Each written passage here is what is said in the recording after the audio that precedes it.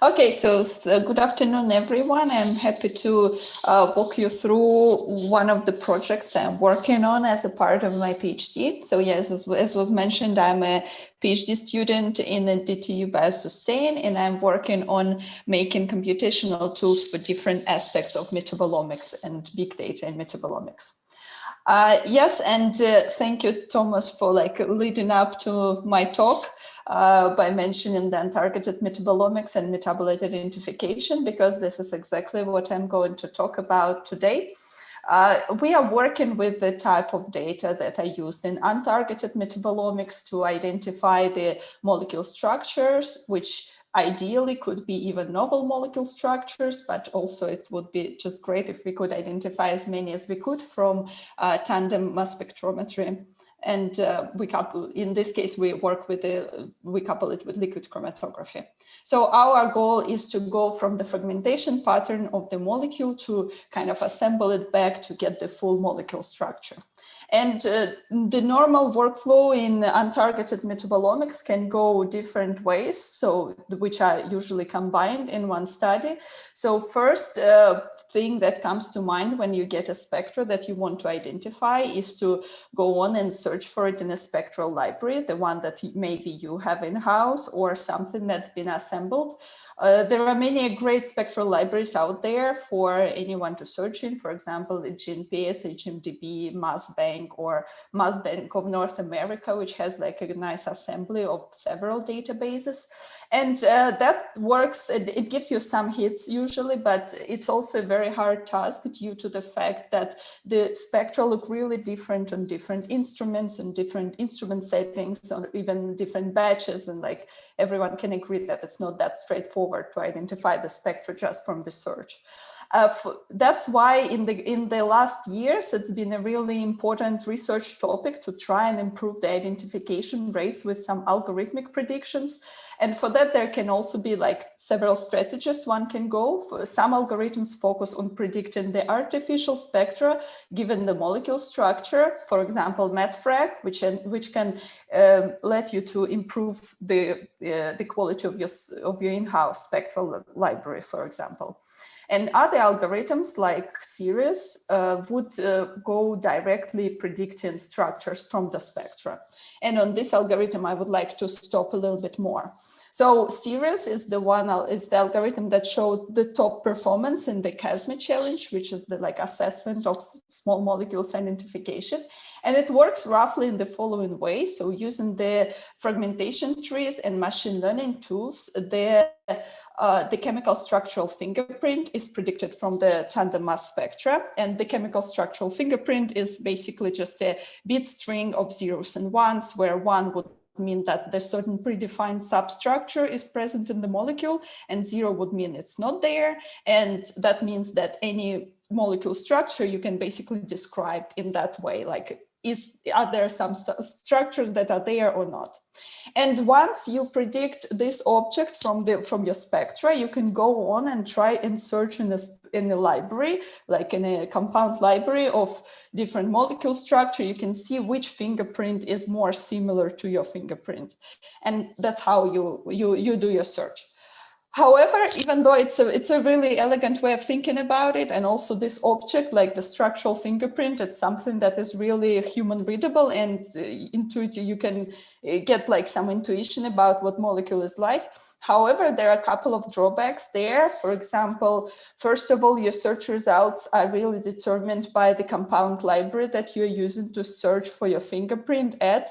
And in this case, first of all, it's kind of hard to evaluate the quality of the algorithm because it varies so much depending on different libraries, but also it's really hard to search in a really large library of really large variety of the compounds. Another drawback here is that the chemical structural fingerprint, being really nice and human readable, it is not an object that gives you the best evaluation of distance between different molecules, about how similar molecules are to each other, which can be really important when you try and search for your best match from your predicting fingerprints. So this too, so we would like to take this idea a little bit further with like give it a little bit of a different angle. So we're also searching for some representation of the molecule conceptually similar to a fingerprint, but something that might be maybe less human readable, but allows you to search and compare the molecules a little bit better.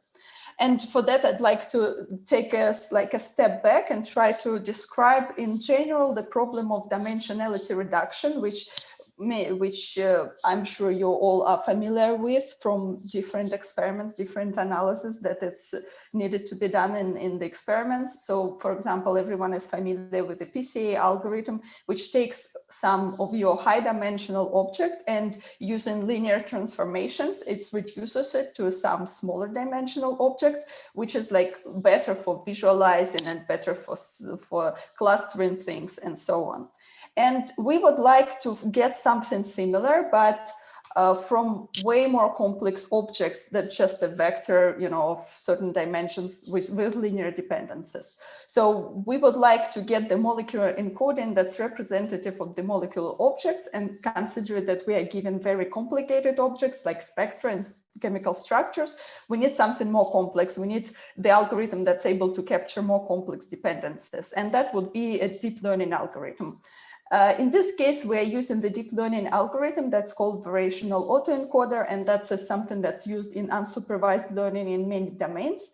For example, it's been shown that it works well for encoding only the molecule structures, like here in this paper. So basically, the network accepts the molecule structure as an input, and it produces molecule structure as an output, which is the same molecule structure. However, we are the most interested in this intermediate layer that has our reduced dimensionality, like our latent space representation of the molecule. And in this case, it was shown that this, the derived in a meaningful way, these molecule representations can be predictive of molecular properties. So we are expanding this idea to a multi-model case, in which case one modality would be chemical structure and another modality would be our tandem mass spectra. We assume that they encode the same concept of the molecule, and that can be captured by this latent space. Of course, it comes with multiple like technical challenges and how to implement this multi-model variational autoencoder algorithm, which is also part of our research, but we just like to point out to several advantages, like conceptual advantages of our algorithm. So first of all, we're not only limited in predicting spectra to structures or structures to spectra, but we can actually go both ways, and which also haven't been done before. And another thing that our algorithm has an advantage of unsupervised learning. By unsupervised learning, what I mean is that we possess a lot of information about different molecule structures. Like you open the PubChem and there are many millions of objects that you can utilize in your learning. The same way we possess a lot of tandem mass spectra, which might not even be annotated. I would like to use that after. Okay. And but what do we lack a little bit is that not all the molecule structure has spectra recorded for them, and not all the spectra are annotated with molecules. So this is actually a very small subset of those two sets that is actually annotated. That the two objects are actually annotated with each other. And before, like algorithms that we saw before, they're able to utilize like that subset of molecules. And what we are trying to do is also use all the information we have, and put it all together in this prediction. However, this is very much work in progress. So unfortunately, I'm not able to show you nice results just yet, but the GPU service are working on it right now as we speak. And but I'll just like to show like a sneak peek of some toy data examples that we've been testing things on. So I'm just showing you how our evaluation looks like. So we are given the spectra and we're given some molecule structure, and then we can input only the molecule structure to this algorithm and get the spectra and the structure back. Or we can input only the spectra, and the same way we reconstruct both spectra and the structure, and then we can also input both things. And again, this is not a real evaluation that I'm showing you now, but it's just a kind of idea about what we are working with and how things are looking now. But with that, I think I will wrap up, and I would like to thank the Novo Nordisk Foundation and the Horizon 2020 for funding my research, and also all the great people that I'm working with at DTU and at KU. Thank you.